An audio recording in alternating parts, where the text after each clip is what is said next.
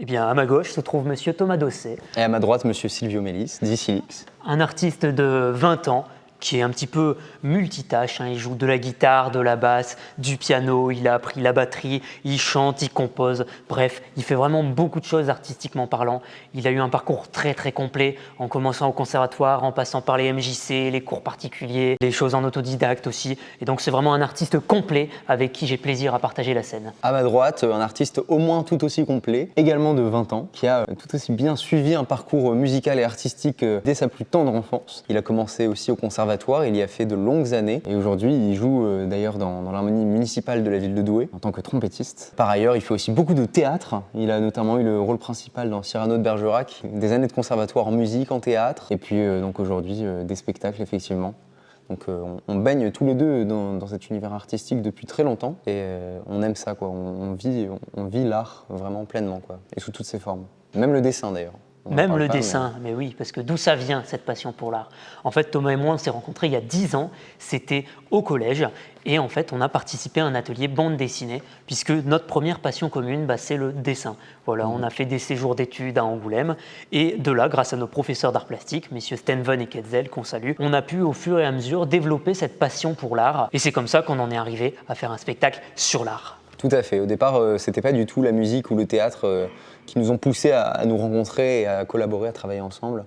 C'était vraiment la bande dessinée, c'était cette passion commune, effectivement. Et de fil en aiguille, en fait, on a commencé à faire quelques projets ensemble. Alors, je me souviens plus quel était le premier, je me souviens plus par quoi on est parti. C'était des clips. C'était des clips, C'était des probablement, clips hein. pour des parodies, pour des petits covers que tu faisais aussi. Parce que C'était Thomas, pendant le confinement, en fait. voilà, un peu, hein. exactement. Tout a commencé pendant le confinement. Merci le Covid, Je finalement. pense que ça a été une période qui a permis à beaucoup de gens de développer certaines activités. Et nous, ça a été vraiment notre tremplin. C'est comme ça qu'on s'est tous les deux mis sur Instagram. Et voilà, on mène ça de front en plus de nos études. Parce qu'il faut peut-être le dire, mais Thomas est en études de commerce. Moi, je suis en études d'histoire. C'est ce qui permet aussi d'alimenter ce spectacle, hein, puisque on se place comme des vulgarisateurs de l'art. Et donc, on essaie d'amener des connaissances historiques, des connaissances artistiques et tout ce qui s'ensuit. Effectivement, à l'époque, pendant la pandémie, donc on était enfermés chez nous et un peu face à nous-mêmes, à nos passions et à notre volonté en fait d'exprimer ce qu'on avait envie d'exprimer de différentes manières, donc que ce soit la musique justement ou alors des petites vidéos rigolotes. Et en fait, en sortant de chez nous, de cet enfermement assez long, on a eu envie de créer des choses justement ensemble, plus concrètement, les diffuser publiquement. Et donc ça a commencé effectivement par des clips, par des parodies pour toi. Et par la suite, donc on s'est dit, on va peut-être essayer de faire des choses un peu plus ambitieuses. On a eu une idée d'un court-métrage. Exactement. Qu'on a écrit ensemble et qui n'est pas encore sorti donc. Qui verra le jour prochainement, Qui verra le jour bientôt, bientôt, on l'espère. Espérons. Et c'est en faisant ce court-métrage, en fait, on est allé voir le maire de Douai. On lui a dit qu'on aimerait bien avoir une aide de la ville. Et il nous a dit, OK, pour ça, il faut créer une association. Et on s'est dit, ah, OK. Et là, ça a pris une autre dimension tout de suite. C'est devenu très sérieux. Et on s'est dit, OK, écoute, on va créer une asso tous les deux. On a appelé ça Symbiose Production parce qu'on crée en symbiose ensemble, en fait, finalement. On apporte chacun à l'autre un peu de notre univers. Grâce à cette association, donc, on s'est dit, on va essayer de financer ce court-métrage. Et comment on va financer ce court-métrage, Silvio ? En écrivant un spectacle, bien évidemment.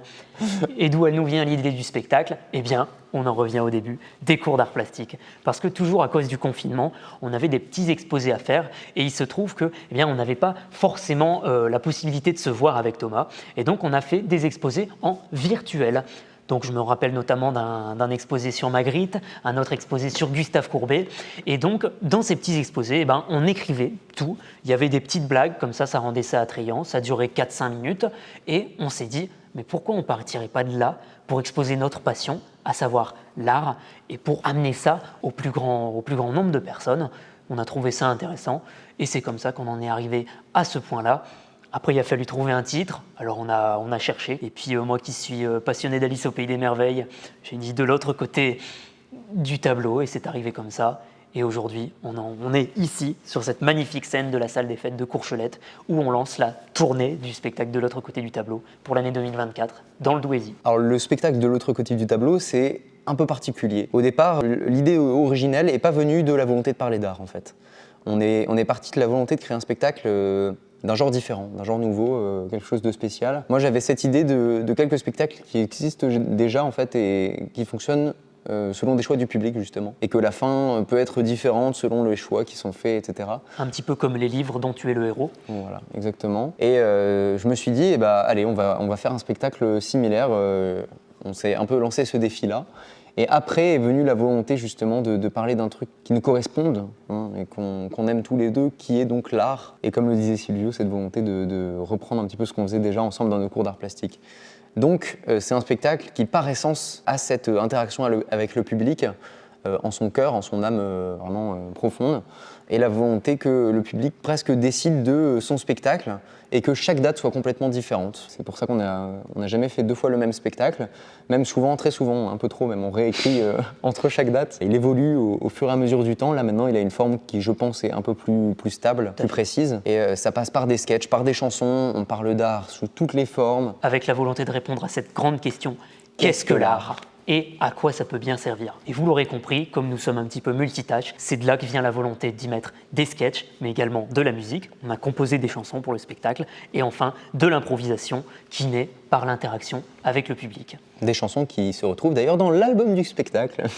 Qui s'appelle De l'autre côté du tableau, et que vous pouvez acheter à la fin des représentations ou retrouver sur les plateformes de streaming. À la fin du spectacle d'ailleurs, il y a une petite surprise. On essaye de vraiment parler d'art de manière assez claire et assez complète, mais en même temps, on n'exprime jamais mieux ce qu'est l'art qu'en créant concrètement. Et si je peux me permettre un petit teasing, c'est que la réponse à la question « Qu'est-ce que l'art ?» se trouve sous vos yeux quand vous rentrez dans la salle. En quelque sorte. Alors, est-ce qu'on a des inspirations pour le spectacle ? Oui. Nous, côté humour, on ne peut pas parler d'art sans penser à Alex Vizorek, qui a fait un spectacle entièrement sur l'art, où il fait 2 heures comme ça. Donc forcément, il y a un petit peu des similitudes, parce qu'on évoque les grands classiques de l'art. On ne peut pas ne pas parler de certains mouvements artistiques, le surréalisme, tous les mouvements comme l'impressionnisme, et si on recule plus encore, on remontera à la peinture du Moyen-Âge. Et puis, côté musique, dans nos textes, on a du Pierre Perret, dans les arrangements, ça ressemble plus à Calogero. On a été consciemment ou inconsciemment influencé par des artistes qu'on apprécie beaucoup. Ouais, c'est ça, on a chacun aussi nos mentors, on va dire. On en a beaucoup en commun, beaucoup aussi individuellement, plus personnellement, et qui se ressentent, je pense, aussi dans nos textes et nos chansons. Ce qui est assez rigolo, c'est notre manière d'écrire aussi, je pense, le spectacle. Parce qu'on écrit assez spontanément tous les deux.